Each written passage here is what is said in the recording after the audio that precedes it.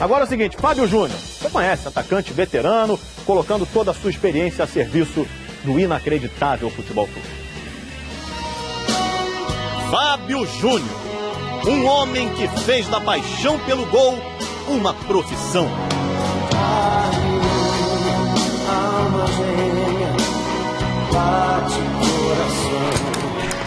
Estourou no Cruzeiro, jogou na seleção e passou por outros 10 clubes antes de chegar ao América Mineiro. Aos 35 anos parece interminável, sem data para parar de fazer gol.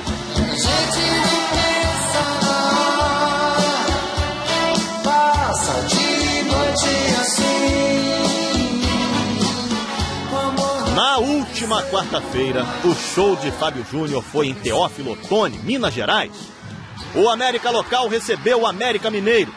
O jogo estava 1-0, mas aí o Fábio Júnior resolveu. Marcou o gol de empate. Deu passe para virada e ainda fez o 3-1. Fábio Júnior, artilheiro do Campeonato Mineiro. Até que o Anderson desceu pela esquerda. A bola vindo na direção do Fábio Júnior. Agora sem defesa eu me entrego.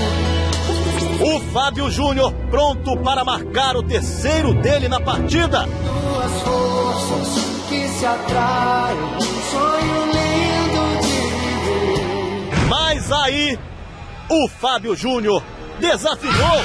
Fábio Júnior! Incrível, impressionante, inacreditável. Não, eu não consigo acreditar no que Aconteceu. E vendo o Fábio Júnior assim, desolado, deu vontade de perguntar: O que é que há?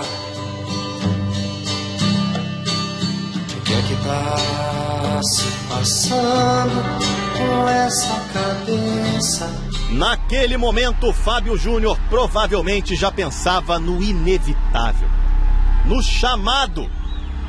Será? Será que ele aceita a convocação para o inacreditável Futebol Clube?